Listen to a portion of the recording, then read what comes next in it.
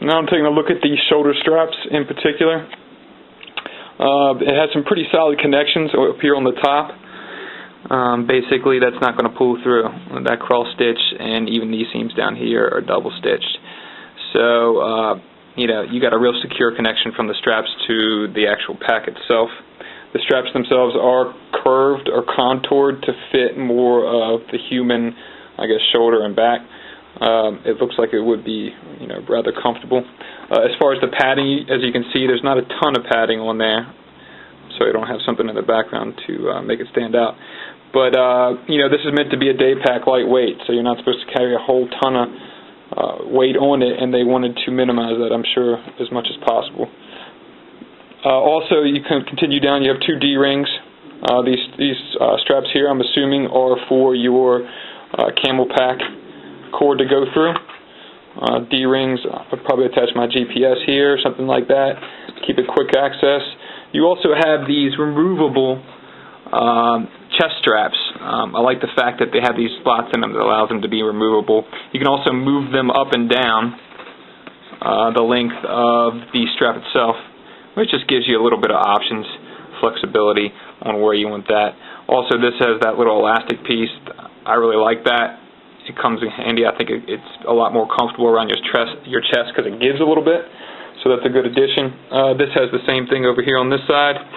You follow down to your Camelbak locks. I've taken a look at these. I've worked them a little bit, actuated them. They seem very strong. I got no complaints with them. I'm sure that they're made either by Camelbak themselves or some reputable third party. But that's a look at the straps itself. Now, there is a waistband that comes with this pack, and some people might not like that because they feel like it's a light pack that doesn't need it. Well, this gives you the option to take it off. You can un-Velcro that. That comes right off. It's like Velcro. So, sorry about the camera angle. But you can take those off. I like to use it if it's a little bit heavier, I'm getting tired, and I want the pack to be a little bit more stable. I'll put it on there. But these are real light, no padding whatsoever on this right here. So if you don't like it, you can take it off. And then, options are good, so I like to have them. So also I wanted to show you real quick the exits for the reservoir itself. Obviously you have one here on the top. It comes out, has a little elastic piece in there. I usually run mine through there, so I'll probably leave it. But this also gives you the option to pull it out from the side if you wanted to come up from underneath on either side, which is kind of nice. Once again, some options for you that Camelbak. And I think it's a pretty good setup. I've used these insulated ones before.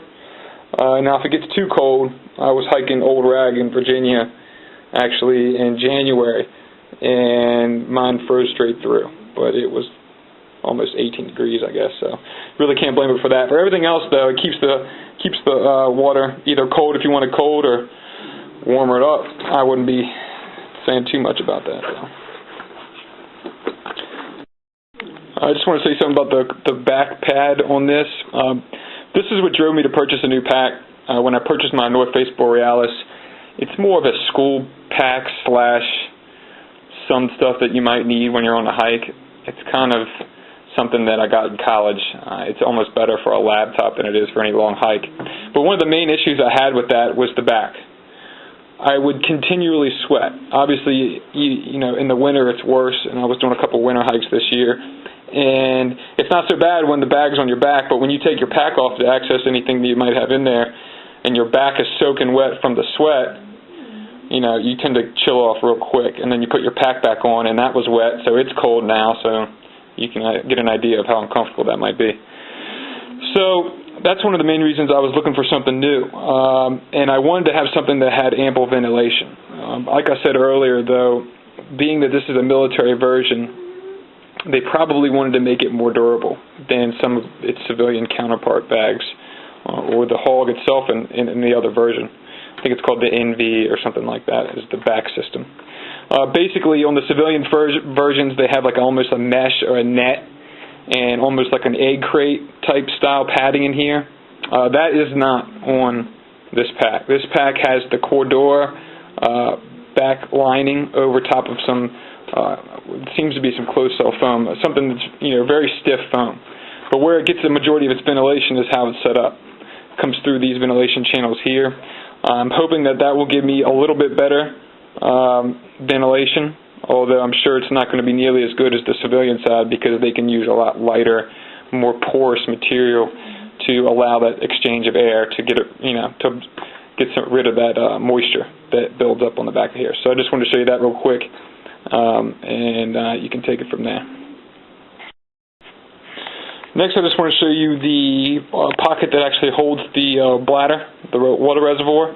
It actually starts unzipping from here, and it comes all the way down this side right there. So that's the only part that actually opens. It's actually a lot larger than the opening I have for another pack of mine, so I kind of like it, and the ability to get the bag in and out, the water bag.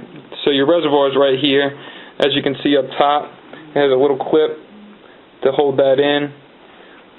It's pretty basic. It is separated from the main compartment, which I showed earlier, which I do like, so you don't have to worry about dealing with that every time you open your pack. It's just like in there, and you don't have to worry about it. I don't want to jump in my pack and having to be rummaging around the water bladder and whatnot. So it's nice that it has its own pocket.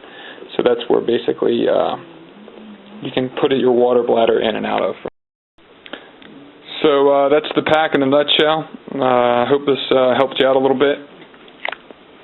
Like I said, the only reason I really did this is because I couldn't find much about it online, so I wouldn't be looking for a whole bunch of reviews. Coming from me, I really can't afford the stuff.